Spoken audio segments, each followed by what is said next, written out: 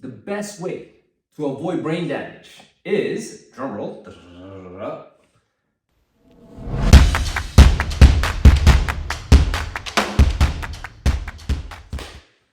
what's up guys, Nguyen, OG Fitness, welcome to the channel. So today we're going to talk about how to avoid brain damage when, practicing any form of striking combat sport, right? In sparring. So for those of you guys who are new to the channel, I'm a black belt in judo, a blue belt in BJJ, and a lifelong martial artist. I'm 45 years old, 44, almost 45 soon. And this channel is all about fitness for martial arts for older guys. And if you're young, I got you, don't worry about it. Follow the channel, you'll see it's gonna help you out a lot. Okay, so I took some notes, got myself ready for you guys. Now, the best way to avoid brain damage is, drumroll, actually not to practice any kind of striking combat sport. Hey, it is what it is, man. Unless you practice it but you don't do any sparring, then you could just do pads and bag work, which is fine, right? I don't knock that at all. It's a great way to get in shape. Just make sure your technique is legit. But if you actually want to get good at striking and be confident in your ability to be able to defend yourself with strikes and taking a punch and all that stuff, well, you're gonna have to spar. So that's number one. That's the main thing, right? Because some people ask me in the comment section, hey, how do I, avoid brain damage and all that? And I feel as though it's a very legitimate question. Still, I feel as though some people ask that thinking that, is there a way for me to get good at fighting because I'm very worried about brain damage?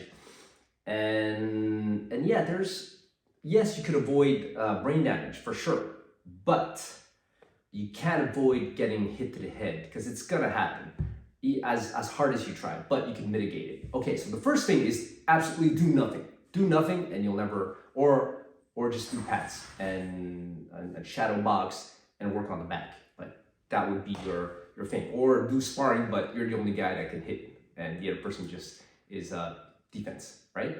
Okay, now the other thing, the second best thing, if you want to develop the skills, but you don't want to go home with a headache every single time and then end up a vegetable eventually and have your speech slur and like that, well, that's what we're going to talk about here. Because a lot of us, after a certain age, we have responsibilities. And if you're young now, trust me, you're going to have responsibilities later on in life. You're going to get married, you're going to have a job and all that. So you need to not have a big time headache and be able to think and not talk like a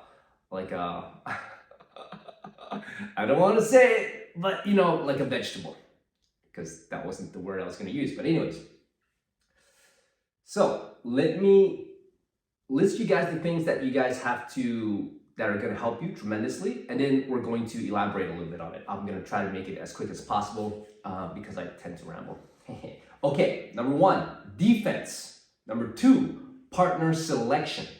Number three, having a smart coach.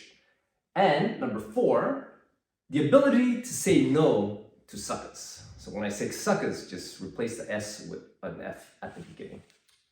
Okay, now this is what works for me, okay? You gotta focus on defense. So I would say use the 80-20 rule. So 80% of the time, defense, especially at the beginning. Because a lot of times we wanna get into the fun stuff, which is basically hitting other people, because it is fun in a sport context. Violence is a different story, but fighting, it's fun. You get to move your body, it's a game, right? You have to see it that way. Okay, it helps to lower the anxiety. 80% of your time at the beginning, for how long? I don't know, maybe until you have really good defense and you can't get hit, and your coach should be able to tell you that when they put you in sparring or when they spar with you, and of course they would have to go light. But maybe it will take you 1 month, 2 months, 3 months, depends on your skill level, okay, how fast you pick up stuff, and at the same time, how often you actually practice. So it could be, 1 month, 2 month, 3 month, whatever. But you got to get really good at defense because, well, if you don't get hit, you won't get brain damage. At least not hitting the head. In the body, who cares? To a certain degree, right? Like busted rib, it's okay. Just take some painkillers. You go work tomorrow. Okay. Keeping your eyes open. This is part of defense as well. So you have to be able not to flinch when strikes are coming at you, which is actually a little bit hard to do. I'll make some quick videos, some shorts and all that on what I would do to, teach somebody not to flinch. But you got to be able to keep those eyes open. I know it's very counterintuitive because, our bodies close our eyes to protect the eyeball when we see something coming and turn away, but that's actually not the right reaction. So you got to keep these things open at all times, right? So that's hard, but it's doable. Next thing, footwork. Yes, footwork. That's the number one way of not getting hit, is to actually not be there when the strike comes. So footwork is super important, right? Like people don't realize that, but and you don't have to jump around and take huge leaps left, right, forward, backwards, or anything like that. It's very subtle. Like think of it this way. This is my fist, and if this is going towards my face, I really only have to move about this much. I just have to, enough to get out of the way, right? So footwork, if you take a little step to the side here, you're gone. Take to the step, gone. Well, okay, maybe backwards a little bit different, but you guys see what I mean, right? So footwork, you have to develop good footwork, right? Lateral movement, back and forth, pivoting and all that. And that's really important. Then after footwork, it's head movement. So you start with the feet and then we're moving up. Now it's the head. You got to move the head, right? And I'll make videos on how I go about it and what I've learned throughout the years, and continually studying this as well, because it's never ending. That's the beauty of martial arts. You can spend your whole life in one discipline and just on one little detail that'll make you really exceptional. But then, you still have to cover other things as well. Okay, head move, right? Really important. So you gotta move your feet, then you gotta move your head, right? Next thing, you need to know how to parry and block, right? So when people think defense, they always think, oh, it's just my hands, and I got it like this, and I got it like that, but no, it actually starts with the feet and then the head movement, because this allows you not to get hit in the first place. But sometimes you just have to parry because it just came in too fast. So then parrying like this, right? Essentially. And then blocking, right? Like that. Okay? So blocking. Now, the other thing that you have to understand as well is, why am I doing this? Not because I'm twitchy. Well, I am a twitchy person, but shoulders up. Okay, chin down. This is gonna help you not to get knocked out. Obviously, this helps. It helps even more if you have your hands here, right? But it can't always be like this, because then, like you're gonna get cramped and it's tiring, and then, but you wanna keep this down at all times, the chin, and then this here. This can go up and down like that, right? Okay, now that's for the defense part of it. Now, partner selection. You gotta find training partners that know how to touch sparring. So essentially, when I say touch sparring, emphasis on touch sparring to the head. So to the head, it's really about touching, right? There is a time and a place for hard sparring, but that comes later when you're more advanced, and then if you're getting ready for a fight, or if you really want to go, you want to give it a go in a hard sparring session, because sometimes it's good to go through that. But those are few and far in between, and also so for the most part, touch sparring, but touch the head. The head can be touched, the body can go a little bit harder, and so you have to have partners. You have to find partners who are able to touch spar. If you can't do that, man, you're gonna have it's gonna be a horrible time, right? Touch sparring is a skill, And with practice and communication between your partners, or finding somebody who's advanced enough and who's level-headed enough to understand these kind of things, really important. So keep it at that. Now, the third thing, a smart coach. Okay, and when I mean a smart coach, I mean a coach who understands how to develop skills and mental toughness without turning you into a vegetable. Because, like, it's possible, guys, to develop a high level of skill and mental toughness, right, without damaging your brain. But you have to have a smart coach that understands that, and that's actually part of his philosophy, so that he can take care of you. But some coaches are just insane. Like still very old school, so they just go, you'll figure it out, or it builds character, or this is the sport. It'll take it or leave it kind of thing. So yeah, so be wary of that. Like if your coach can't accommodate you, and you explain to them that you need to work and you don't want to have a headache and all that, then maybe it's not a coach that either doesn't, just doesn't get it, or doesn't care, which either way, just move on. Or sometimes if it's the only gym, then, you have to take care of yourself, right? It's not always responsibility of the coach. It should be to a big extent, but sometimes it is what it is, man. Okay, and the last thing, you gotta say, yes. You have to say no to the crazies, man. Avoid the crazies. So this is something that's a little bit hard to do sometimes, because as guys, we have pride, and we don't want to be the one that's like, hey, you're going too hard, you're hurting me, But actually, it's the right thing to do. It's the smart thing to do. And think of it this way: you're not getting paid to do this, right? For the most part.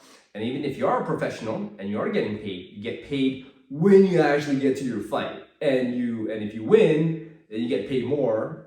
Sometimes if there's bonuses, but you get paid the day of the fight, not while you're training, not in fight camp, like you're prepping, right? So if you start damaging yourself because you go with these crazy people, like it doesn't make sense at all. And so you have to avoid the crazies. And sometimes the crazies don't know they're crazy, so you have to communicate with them. So you have to tell them, hey man, let's go light, right? Like light to the head, super light to the head. The body, it's up to you to talk to your partner and decide that. But you can go a little bit harder on the body. It's not the end of the world. So the head, and of course after that, so you can preempt that and explain to them before you actually go into sparring. And then during the fight, if it happens, because it will happen, you'll be, everyone's idea of light is slightly different. So you might still say crack, and then if you get hit, you have to be able to, hey bro, like that was a little bit hard, man. And you don't say it with anger, you don't say it with emotion, all that, but you have to say it. And then they'll be like, oh shoot, man, if they're cool people, and a lot of guys who train are cool, like they'll be like, oh shoot, sorry man, okay, light them. And then if it happens again, you're like, hey bro, that was still a little bit too hard. And of course, for a time, like forget it, because the guy obviously he has a hard time gauging it. He hasn't been. It's going to take a minute for him to get it, and let him get it on his own time and not on your time and with your brain cells, right? Okay, and the other thing,